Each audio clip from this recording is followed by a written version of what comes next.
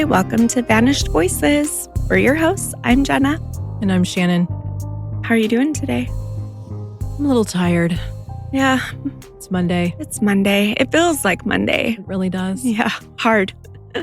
Shannon's wearing my favorite shirt today. It's a lovely Ouija board shirt. Yes, it is. I need it. Etsy. I love it. I have a story for you today that I had not heard before and found it when I was deep diving cases. Have you heard of the disappearance of Ashley Loring HeavyRunner? I do not think so. Yeah, I was kind of shocked. And then I went through it, and I think you'll realize at the end why we hadn't heard of it, which is unfortunate. Now I'm intrigued. Yeah. All right. So we're going to start out on a warm night. It's June 5th, 2017. We have 20-year-old Ashley Loring HeavyRunner. She left her family's ranch on the Blackfeet Reservation in Montana to go to a house party in the nearby town of Browning. She had messaged a friend on Facebook for a ride. She hurried and threw a few clothes in a blue backpack, quickly said goodbye to her grandmother, and ran out to the waiting car. That night at the party, Ashley appeared in a short video from the get-together. She was sitting on a couch, surrounded by friends, laughing, chatting over beers. At one point during the party, Ashley reached out to her older sister, Kimberly, on Facebook. Kimberly was at the time in Morocco. She was spending time with her fiance. Ashley asked her, "Can you send me some money?" Kimberly apologized and said she couldn't from so far away. And then she asked if Ashley was okay. Ashley replied, "Always." This was the last time anyone in her family heard from her. In the days immediately after that party, no one really realized anything was wrong. Ashley was independent. It wasn't unusual for her to go off and visit friends around the reservation. I mean, she is an adult after all. She's 20 years old. She also had a habit, which I can absolutely relate to, of losing her phone. So the family, you too. Not really, but No. I just think it's funny. You adult better than I do. At least with the phone. Yeah. We won't say anything else. Okay. But with the phone, yeah. It'll all come out eventually. Since she had the habit of losing her phone, her family wasn't too alarmed when their calls and messages went unanswered at first. They kind of figured that Ashley would return their calls and messages in a few days, maybe with stories of some impromptu adventure and an apology for the delay in responding to them. And in fact, for a couple of weeks, some relatives believed that she was staying with a friend and would come home when she was ready. But as 1 week turned into 2 with no word from Ashley, her family was growing uneasy. And then the turning point came that raised everyone's fears. Ashley failed to show up when her father was hospitalized in mid-June.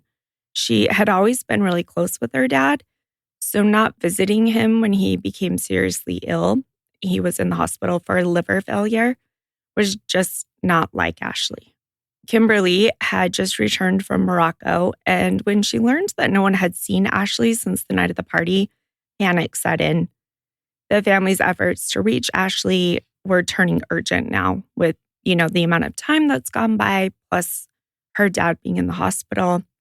Yeah, I think that's an obvious reason to get worried. Yeah, especially when you're getting to the 2-week mark and she's never been out of contact for that long. Right. The family called around to friends. They drove to places that she was known to hang out. They even checked social media, but Ashley had gone completely silent. By mid-June, about 2 weeks after anyone had last seen Ashley, her family knew something was wrong. They went to the Blackfeet Tribal Police in Browning and to officers at the Bureau of Indian Affairs, the BIA, to report Ashley as a missing person. The response they got from authorities stunned and frustrated them. But I think, unfortunately, it won't surprise us at this point after hearing some of these stories. Have you ever, in all the research you've done, have they ever acknowledged that they're not the best at helping locate missing tribal members or? No. Okay. No. No one took it seriously, Kimberly said later, recalling that, officers and officials just brushed them off. One officer told Ashley's grandmother, Loxie, and this will infuriate you, quote, that Ashley was probably out partying and didn't want to be found. I mean, people party, but not for 2 weeks straight. Nobody has that kind of money. Mm-hmm. And especially without even responding contacting to somebody. one text. Right. Your sister just got home and your dad's in the hospital. Yeah, no, come on. I hear sometimes it's only been 12 hours or 5 hours or the next morning. Okay, I still hate it, but okay, this is not that. Others suggested that because Ashley was an adult, 20 years old, she was free to disappear if she felt like it, which honestly feels like their whole attitude towards it. Free to disappear if they want, whether it's by choice or not. It is infuriating. Yes. Kimberly pleaded with them that it was completely out of character for her sister. Ashley always checked in. She always let someone know where she was going. But the initial attitude was essentially, she's of age. She can leave if she wants to. Yeah, you would think if people, they did know she liked to hang out with friends. So they literally gave it 2 weeks already. So it's like, again, the family knows the time frame of when somebody now truly is a concern. Right. So it's amazing that it's always, oh, she's an adult. They can, do whatever they want, blah, blah, blah, blah. But it's like, yes, they can, but it's not like we didn't come to you within the 48 hours or whatever. Because yes, that was normal for her. Right. To respond after a few days or whatever. Like that's the normal MO. But in this case, now we're at the 2 week mark and it's still like, nah, she's just out partying. Right. I don't understand what amount of time they would have taken it seriously then. I don't get it. The dismissive response obviously left them feeling helpless and obviously infuriated.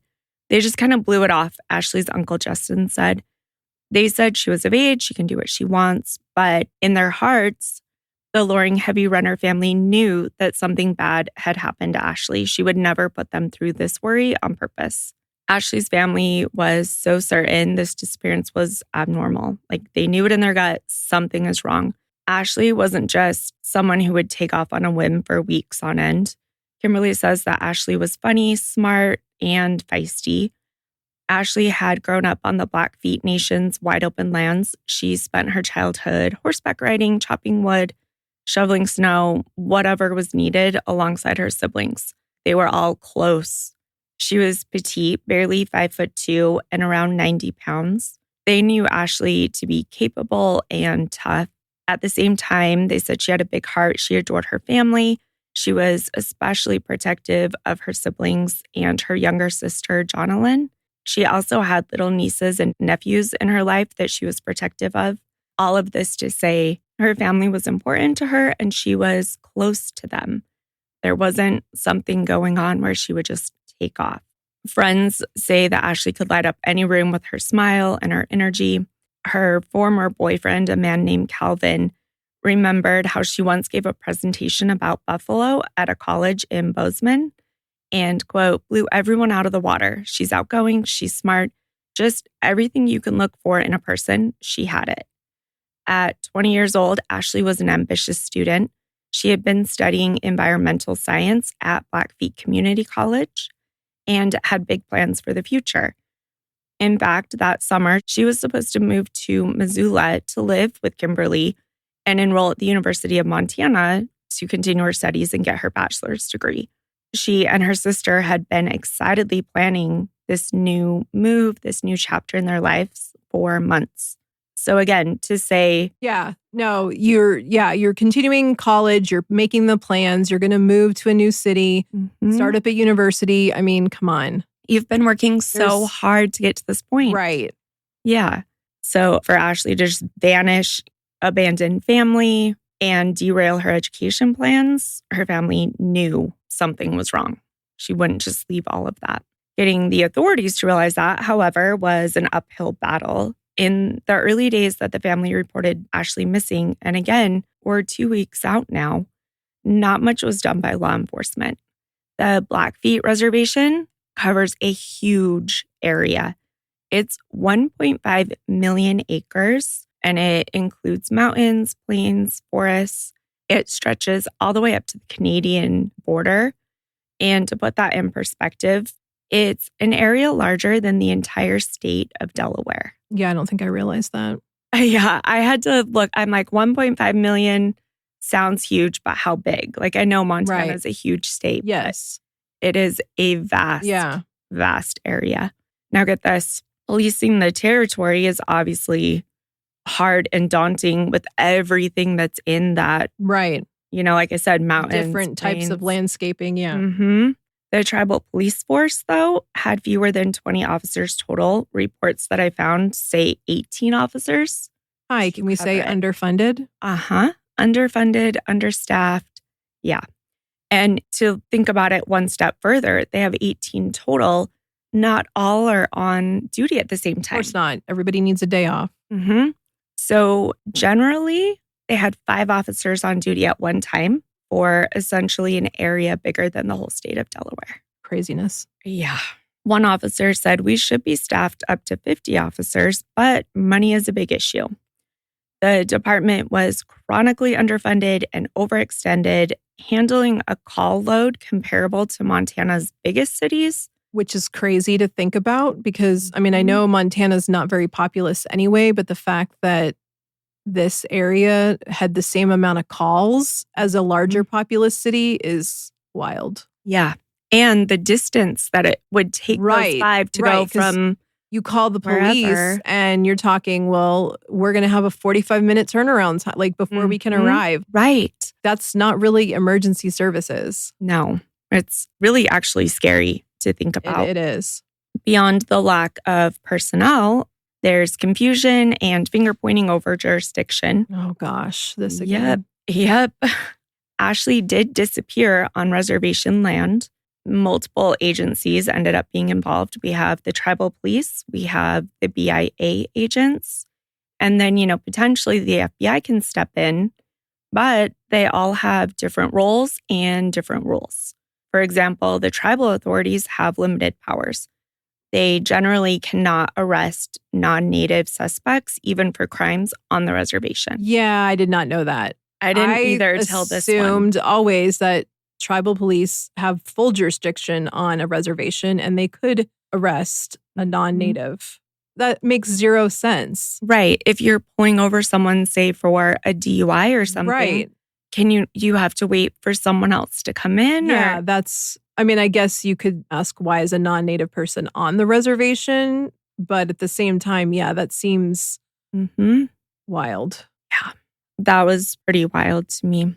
Major crimes like abductions or homicide legally fall under federal jurisdiction, meaning the BIA or FBI would need to take charge. All of that to say this often leads to delays, and that's painfully evident in Ashley's case. According to later investigations, it took 2 whole months before the BIA truly launched a proper investigation into Ashley's disappearance. So we're going to talk about some of the things that happened during that time, but for 2 months, these agencies are not coordinating and you're losing leads, etc. In the first couple of weeks, some local officers, to their credit, did help the family conduct basic searches for Ashley.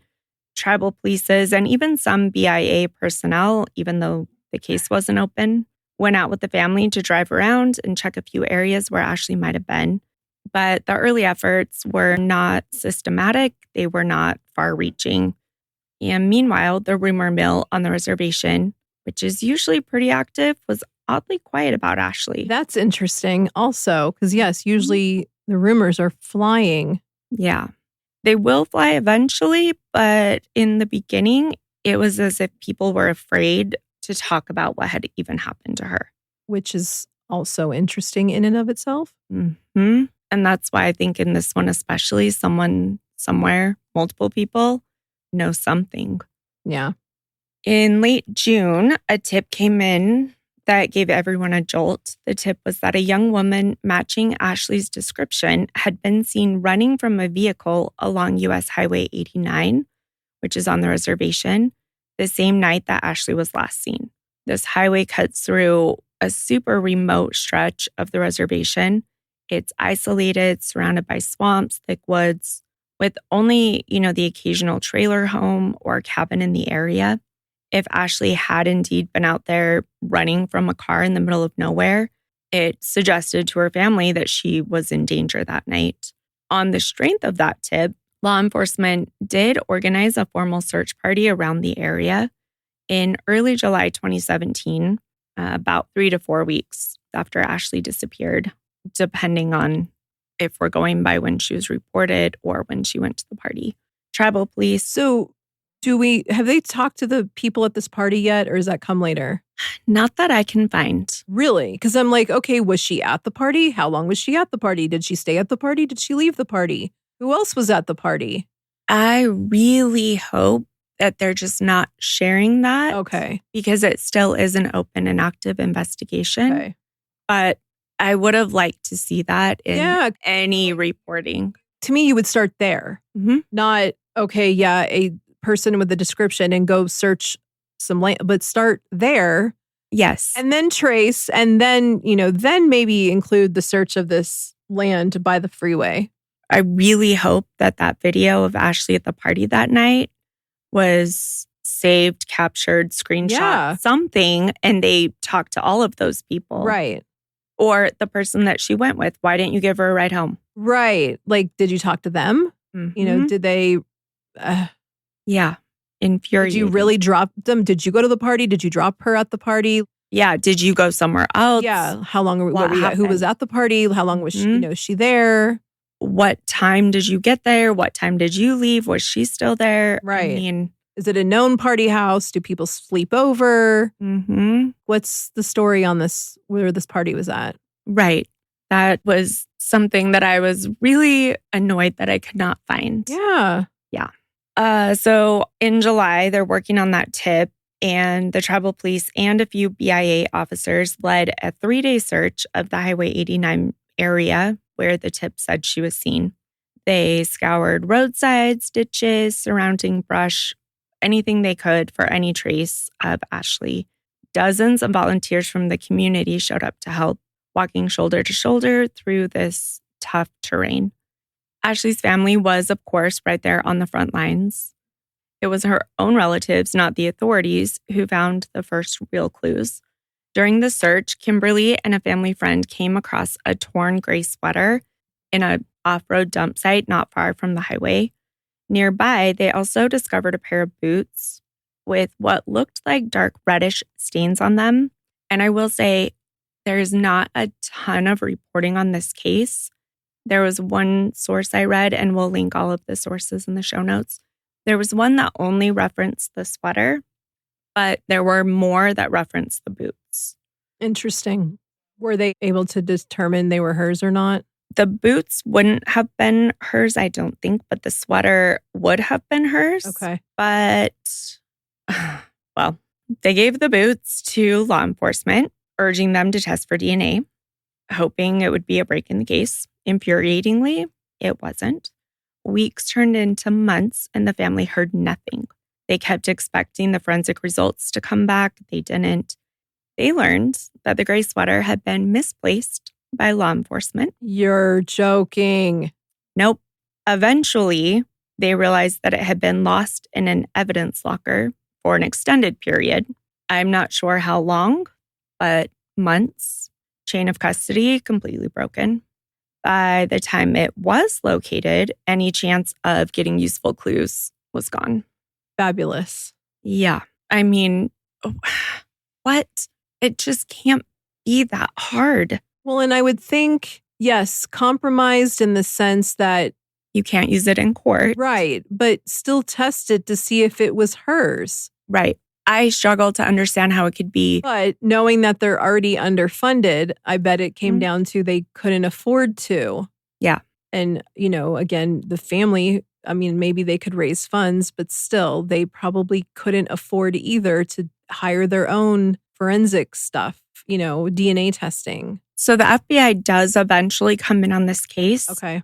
And they have more funding. So I can't figure out why. FBI should have no problem with it. Yes. So why the family still has never heard if it was even tested, and if it was, if they found anything on it. Yeah.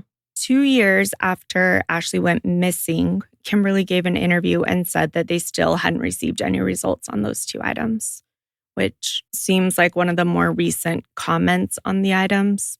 It was devastating to feel like they'd handed police exactly what they were out there looking for and needed next to finding Ashley. It was something. And they said that they recognized that gray sweater. Yeah. Such a huge mistake. And of course, this is one of many moments that eroded the family's trust in the investigation and law enforcement. I think part of the reason the items were lost was because the BIA, when they found them and handed them over, still hadn't opened an official investigation. Really, they didn't know who was going to be handling them or... And to your point, funding, if the BIA has more funding and they're waiting for them to open it to then test it, so someone puts it somewhere. Yeah. Because I would think in an evidence locker, it would be safe because isn't that where you keep it? But yeah. Right. It's almost like when the BIA decided to open it, they didn't know about it. And then no one bothered to ugh. It seems like it was lost for a while, though. Yeah, that's my impression as well. Mind-boggling. As the summer of 2017 wore on, Ashley's loved ones realized that if they didn't keep searching for her, no one else would. Frustrated by this lethargic response from law enforcement, the Loring HeavyRunner family essentially became their own search and rescue squad and investigative team. Kimberly especially took her worry, her anxiety, and transformed it into action. She organized search parties. She rallied friends, relatives, volunteers to comb through the vastness of this reservation. You're talking about searching all of Delaware. Yeah, that's insanity. Yeah. She returned again and again to that remote highway area, slowly expanding the search radius. I mean, what else are you going to do? Exactly. You don't have really any other tips or anywhere else specifically to be searching. She describes it as difficult, tedious, heartbreaking work. At times, Kimberly went out on searches alone, armed with nothing but bear spray. She would hike up into the mountains, down ravines, calling out her sister's name. She climbed over down trees. She looked in wells.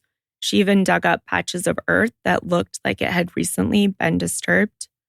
On a few occasions, the family actually did run into bears in the backcountry while looking for Ashley and had to put that bear spray to use. There's really no handbook for what they were doing. Kimberly said, when a person goes missing, there isn't a book that will tell you do this and then do that. Every day is a nightmare. We don't know what really happened to her. Despite the fear and exhaustion, Kimberly and her family persisted, just with this faint hope that they would find Ashley or at the very least find answers. Right. That's understandable. I wouldn't give up either. Mm-hmm. You couldn't. No. It would be so awful.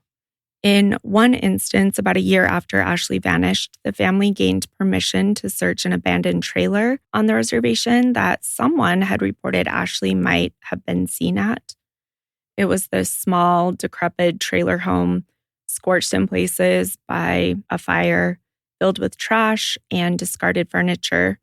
Creeping through the rooms with flashlights, Ashley's aunt and uncle noticed a patch of carpet that looked oddly discolored, like someone had tried to clean up a stain. They peeled the carpet back and discovered a huge maroon stain on the subfloor underneath. It looked to them like blood. Right. Seems likely. Mm-hmm. With no police on hand, the family had to take matters into their own hands. So they cut out that section of carpet. They carefully bagged it. It was another piece of a puzzle that, it seemed like law enforcement was not interested in solving. They turned it over, though, once again hoping that it might lead to some forensic proof, either what happened to Ashley or maybe someone else that was missing. Once again, they heard nothing back. And that one I couldn't find if they lost or did not care about. Never tested it. Right. Or did test it, but they're not releasing the information. So let's hope for that one. We will hope for that one. And by the time that they had found this, the FBI was involved. Okay. They should have had the resources to test it. By this point of finding that, the family had personally discovered more evidence than official investigators. Kimberly would later say, if me and my family didn't search for Ashley, I don't think anybody would be looking for her. Crazy. Yeah, so sad. Meanwhile, the official investigation remained frustratingly stagnant. This multi-jurisdictional tangle continued to just bog things down. After the initial searches, there was a lull in any visible action by authorities. It wasn't until February 2018, 8 months after Ashley disappeared, that the FBI formally announced it was joining the investigation at the BIA's request. So it took the BIA 2 months to open their own, and then 6 months after that to have the FBI participate. Of course, that long later, countless critical moments had been lost. For Ashley's family, the many months between when she went missing to when the BIA started helping to when the FBI finally joined felt like an eternity of inaction. When the FBI did step in, like we've talked about, they brought additional resources and attention, but still no major breaks. Agents re-interviewed people. They followed up on leads that they had gotten, whether they had been followed up on or not. One lead in particular involved two men who, we're going to say allegedly, were among the last to see Ashley. A local man, we're going to call him S, eventually told investigators and Ashley's family that he had been with Ashley for several days after the night of the party. According to S's story, he picked Ashley up after the party on June 5th. She hung out with him at his house, he said, for nearly a week. I don't know if I believe that. Why did you wait to come forward? And again, why wasn't she responding to text messages? Yeah. So even if, definitely not for a full week. So, okay. Mm-hmm. I almost get the feeling that they're saying this because they're in trouble for something else. Oh. Yeah. So now they're trying to help this investigation by... Or give something, right, but not really give something. He claimed that on June 11th, 2017, he drove Ashley out to a remote spot to meet another friend of hers, known by the nickname V-Dog, which is what we'll call him. S said that this friend was supposed to take Ashley the rest of the way to wherever she wanted to go. So you drop her in a remote spot and you don't know where she was planning to go. Mm-hmm. And then you just leave. I don't buy it. And then you see she's missing. You see the missing posters. You are in, with her friends. Right. And you don't say anything. You don't say, hey, she's with V-Dog. She's fine. I mean, I don't understand. No. He said that he left Ashley in V-Dog's company. He said he fell asleep for a while. And when he woke up, Ashley was gone. So not really helpful. The family was aware of both S and V-Dog. In fact, Ashley had been romantically involved with V-Dog in the period before she disappeared. However, he's considerably older than Ashley. He's in his 50s, and he had a checkered past, including prior arrests for burglary and weapons charges. Learning that Ashley might have been last seen with him really just set off even more alarm bells. It wasn't why tip. It didn't feel good. Was the boyfriend you mentioned at the beginning, was he in her age bracket? Was he age appropriate? Yeah. So I wonder why she was hanging out with someone in their 50s. Yeah. I can't tell. Interesting. And like I said, burglary, weapons charges. Were they at the party? I am not sure if V-Dog was. It sounds like S is saying that he was. So if you were, why didn't you come forward sooner? Right. V-Dog was then questioned by law enforcement in 2018 and again in 2021 about Ashley's case. Each time he denied having any knowledge of what became of her. So I can't figure out either the disconnect between what S is saying and which one of you is lying. Are both of you? Did V-Dog admit that, yes, S dropped her and then, okay, no. So he's not saying, so he's saying something else entirely. He's saying, I never saw her. Okay. Yep. And again, allegedly, as of now, neither S nor VDog has been charged or even named a prime suspect in connection with Ashley's disappearance. Years later, in 2023, VDog was arrested on unrelated federal charges, an incident involving firearms and threats against an officer. Stand up, fellow. This briefly raised hopes that maybe authorities could get him to talk about Ashley's case if he made some kind of deal. Right. I don't know. Right. But if he knows anything, he has not told investigators, or they haven't publicly shared it. They do call both of them a person of interest, but not a suspect. In the absence of answers, eventually rumors and theories did fill the void, just not in the beginning. On the Blackfeet Reservation, people started whispering all kinds of stories about what might have happened to Ashley. Some said that she had been caught up with dangerous people involved in drugs and then met with foul play.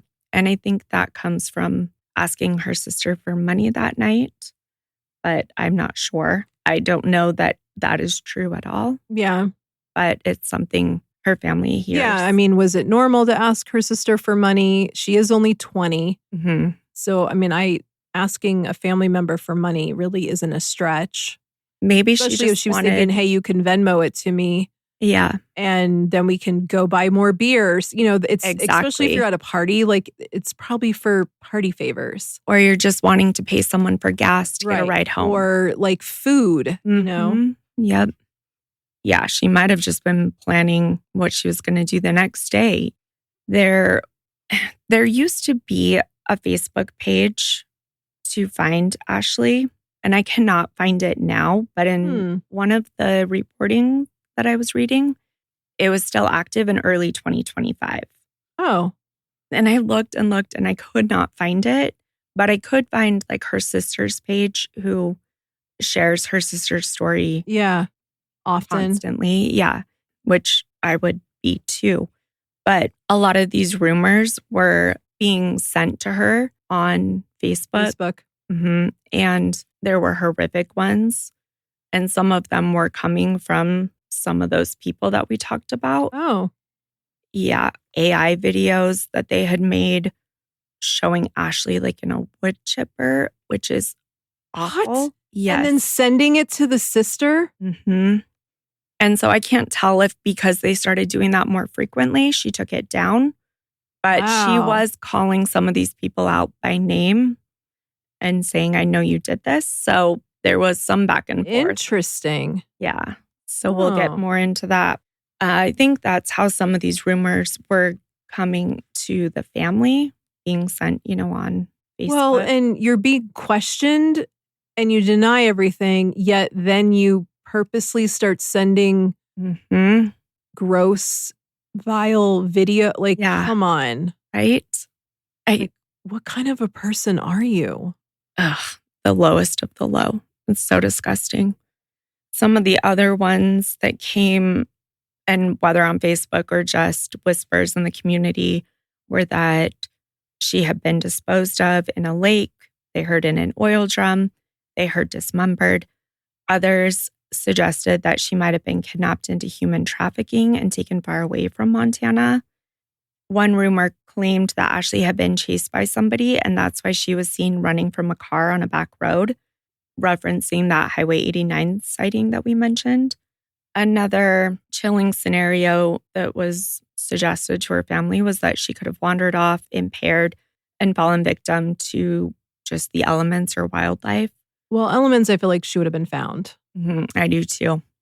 And even wildlife, they don't eat you whole. You find pieces, which is gross to say, but you would still find something of the person. Right. They haven't to date. Right. But it's still giving the family nightmares of a mountain lion attack or something awful. The family heard each one of them, and each rumor was like a stab in the dark. Kimberly said all of it seemed terrifyingly possible. What haunted them most was that any scenario could be true up until Ashley was found. They just had no way to rule out anything. Right. In the face of all of these horrible, painful rumors and the seeming officials' indifference towards the case, Ashley's family refused to let her become just another statistic. They continued searching. They continued holding events to highlight the crisis in their area, and others began to listen. And I'm always so in awe of these families that just push so hard. They raise awareness, they make changes, really make a difference. In December 2018, Kimberly traveled to Washington, D.C. to testify before Congress about Ashley's disappearance. Sitting before the Senate Committee on Indian Affairs, Kimberly, this young woman from Blackfeet Nation, bravely detailed how the response to her sister's case had been riddled with delays and errors. She talked about the lack of urgency, the lost evidence, and how she felt tribal law enforcement and the BIA had ignored, quote, the dire situation from the very beginning. She said, there is something seriously wrong here. Our girls, our people, our men are important. We shouldn't have to be here and plead to make us important because we are important. We are people. We are important. Her words were a wake-up call to lawmakers about this broader pattern of missing Indigenous women that was being overlooked. Kimberly's testimony helped shine a national spotlight on what happened to Ashley and, by extension, on the crisis of missing and murdered Indigenous women.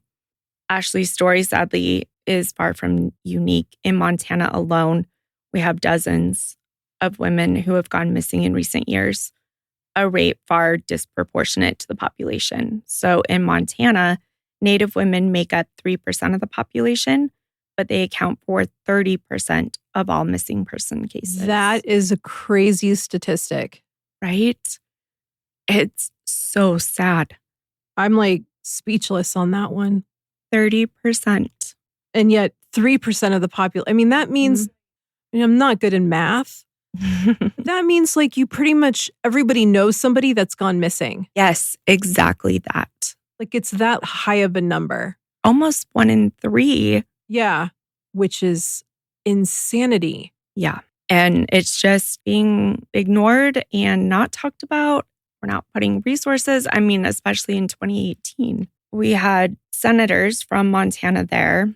Senator Steve Daines of Montana grilled a BIA official in the hearing, pointing out the 2-month lag time before the BIA began actively investigating, and asked if that sounded like proper protocol. The official admitted no and acknowledged that coordination should have been better from the start, which that's quite an understatement. And that was the BIA, so the actual Bureau of Indian Affairs. Yes. Yep. Their own people. Yeah. Montana Senator John Tester was also there. He was dumbfounded as he listened to Kimberly tell about Ashley's case. He said, whose fault is this? Whose fault do you think it is? Is it the FBI, the BIA, local tribal law enforcement? He also quizzed the BIA, asking them why it took 2 months for them to open the case. They had no response to that one. Did the sister ever answer the questions like, well, who do you think the problem started with? Not that I could find. Okay. I'm hoping that she said the BIA. But... Well, yeah, because I feel like she went to them first. Mm-hmm. She went to them right at the same time. Right. Which I think is what you would do. Mm-hmm. You're on a reservation. Yep. And she's a Native member. Therefore, that's the correct protocol. Yep. And tribal law enforcement as well went to both, hoping that they would bring in the FBI sooner than any of them did. It's insane. Senators and officials finally began calling this epidemic by its name. Senators like Montana's cited cases like Ashley's when they declared the situation an epidemic that needed urgent action.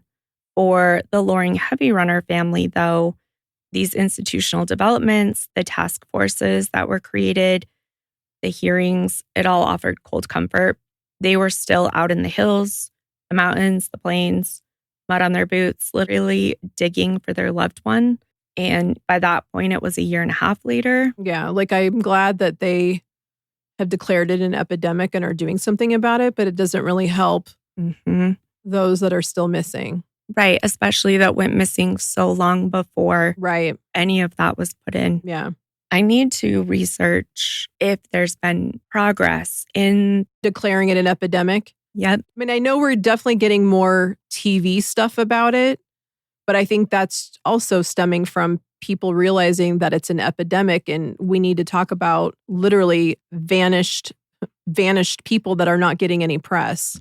Right. Are they getting there faster? Are the agencies coordinating better? Are they? Right. Like fixing the stuff that we know has been a problem for a really long time. Mhm. Create a playbook. Like, hello. Yes. I do that at work. Create a playbook. Create a playbook. Create steps and protocols and procedures. So each passing birthday, each holiday without Ashley was just heavy. Her father, who had been so ill when she vanished, grew sicker. Heartbroken and without answers, he did pass away in 2018. Oh, that's horrible. Yep, never knowing what happened. Before he died, he made Kimberly promise him one thing: to leave Montana and live somewhere safer. He said he couldn't bear the thought of losing another child to the same nightmare. Honoring that wish, Kimberly did move away from the reservation in late 2018. She said it was a difficult choice. Browning and the Blackfeet homeland held all of her memories of Ashley, but she understood her father's fear. I'm certain by that point, she knew those statistics. She knew. Yeah, I mean, that's hard because she's still actively looking for her sister. To sort of move away almost makes it more difficult to continue that search. Mm-hmm. She said he didn't want to worry about another daughter. He knew if I was elsewhere, I could take care of myself.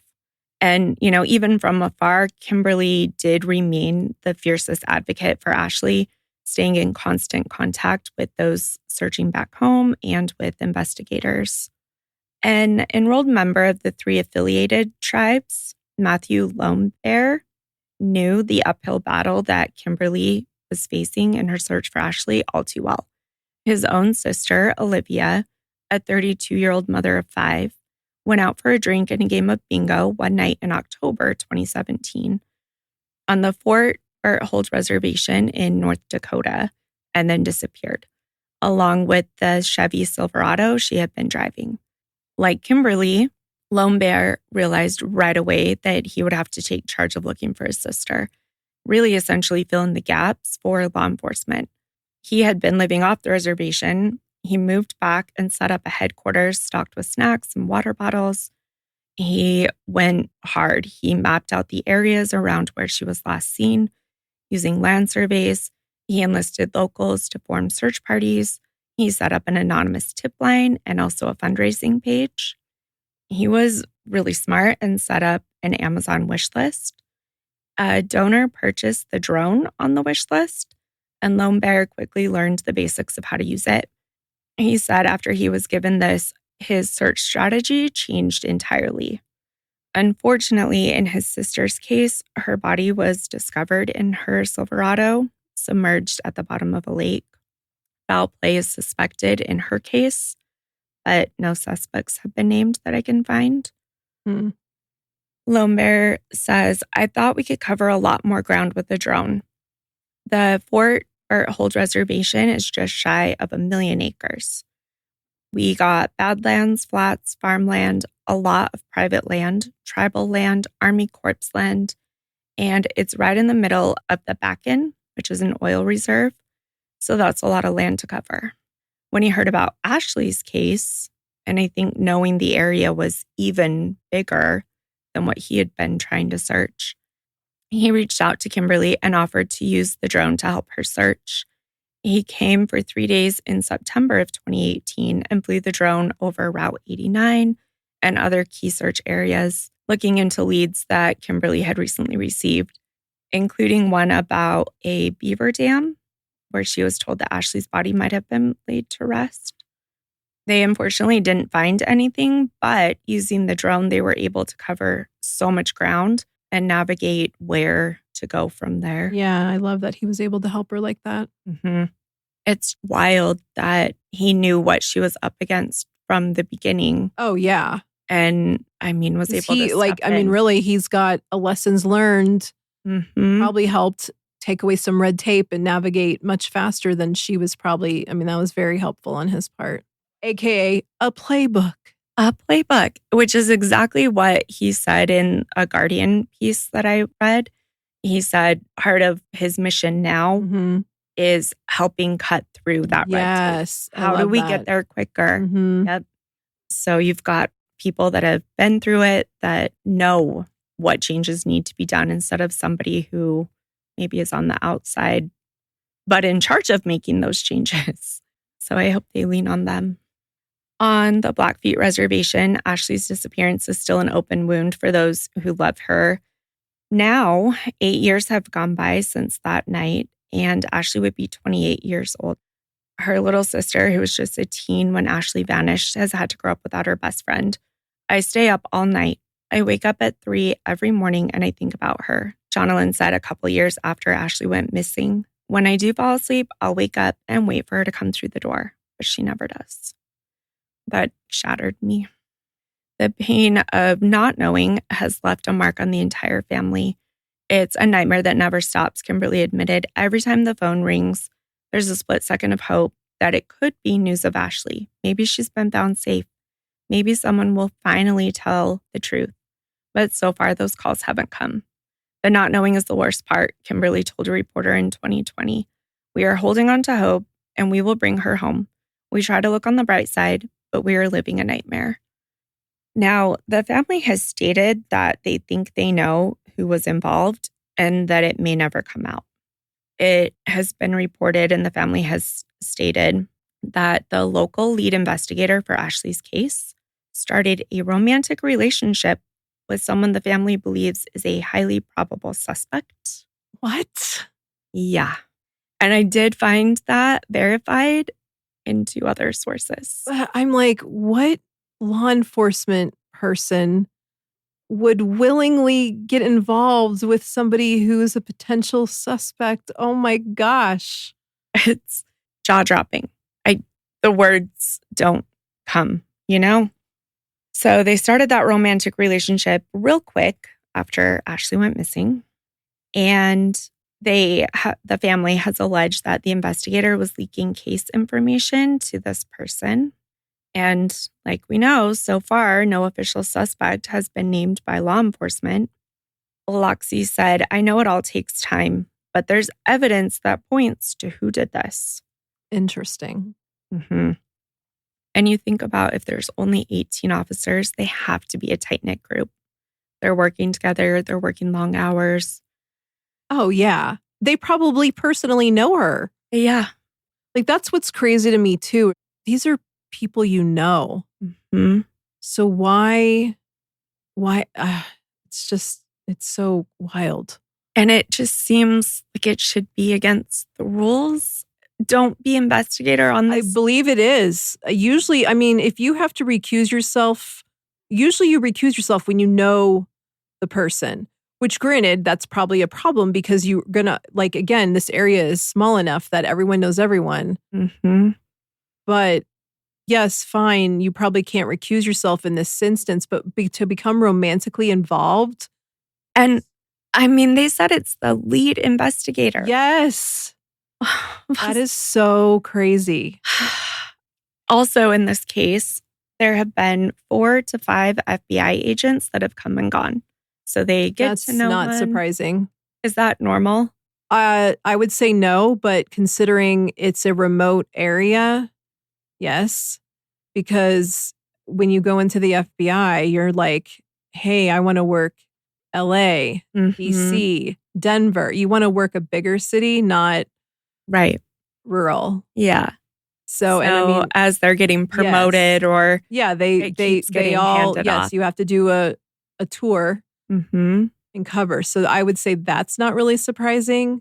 It is hard on the family, though. Oh, yeah. You're always having to learn a new personality, somebody new. Are they going to do as good of a job or as a worse of a job than the previous person? Yeah, like it'd be one thing if they had closure, but they don't. No. Nope. Still open, still active. The other thing is that, and I was trying to find who to contact if you have any tips or anything about this case, and it kept coming up Salt Lake City, Utah.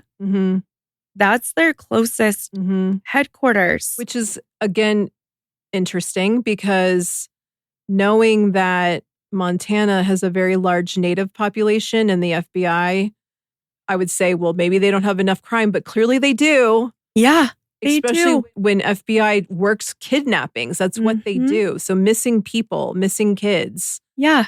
I mean, maybe now that would justify them putting an office up there because I feel like even the Grand Canyon here in Arizona has an office. Right. Like a satellite or, a satellite, Sedona, something up north has one to, again, cover that area because there is reservation up there as well. Right. So I'm like, wait a minute, which, okay, yeah, fine. Those are not populous areas. And you're probably covering a very large, all of northern Arizona.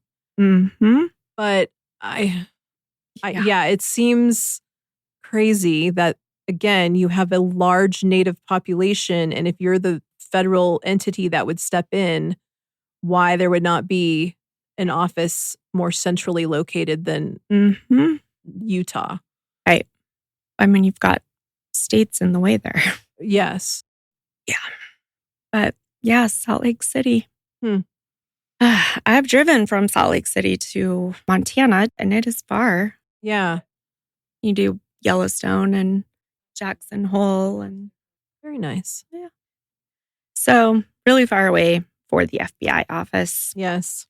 In the years since Ashley has disappeared, her name has become a rallying cry for justice on the Blackfeet Reservation. Community members speak of her often. One of Ashley's relatives, her uncle, sadly notes that there is now a basket of names on the reservation, meaning a growing list of Indigenous loved ones who are missing or murdered with no closure. Ashley's case is one among many, he says, but each is a deeply personal tragedy. So now we're 8 years later. The case of Ashley Loring HeavyRunner remains unsolved. The FBI and BIA do say the investigation is active and ongoing. They encourage anyone with information to come forward. A new missing and murdered Indigenous persons cold case office was established in the region, partly in response to the awareness raised by Ashley's disappearance. The aim is to prevent other families from going through the same ordeal. But again, for Ashley's loved ones, it wasn't there when she went missing, and each day without answers is an eternity. If you have any information about the disappearance of Ashley Loring HeavyRunner, please contact the FBI's Salt Lake City field office at 801-579-1400 or the Blackfeet Tribal Police at 406-338-4000. You can also submit a tip online at tips.fbi.gov, which I will link in the show notes. Even the smallest detail could help bring answers to Ashley's family. They're offering a $65,000 reward for information leading to finding Ashley. That's impressive. Yeah. Kimberly noted that the family's search for Ashley has been like wandering through a storm in the dark. You have to keep going with, quote, tunnel vision to get through the storm. They have gone through fear, grief, and frustration beyond imagination. They just want the truth, whatever it may be. Kimberly says, no matter what, we're going to keep looking for Ashley. So that is the case of Ashley Loring HeavyRunner, which is so sad, so infuriating. And I just feel like with all of the missteps along the way, it just hasn't gotten out there. Mm-hmm. Well, and especially when the family, through all their investigation, now has a pretty good idea. Mm-hmm. I wonder with who, which means they probably know, probably not why, but at least how or what led up to it and circumstances behind that.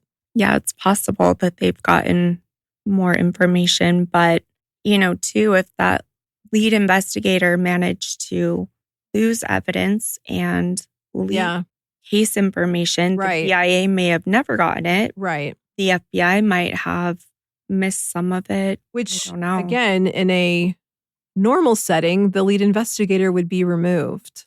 Right. Right. which has got to be an extra. Extremely mind-blowing that the Yeah. person who is now romantically involved with a potential suspect is still leading the investigation. Yeah. When I read through this case, I was like, no. That's just It's crazy. so sad. Yeah. Well, Thank you for joining us today on Vanished Voices, The Overlooked. we truly appreciate you listening. If you want to see the resources, learn more about Ashley's case, you can check out our show notes. There will be a link to our blog with the information about Ashley and all the resources used in today's episode. And yeah, thank you so much for listening. If you enjoyed this episode or learned something, we would love if you would rate and review. It helps our podcast reach more people. And as always, refuse to let these voices vanish. bye. Bye.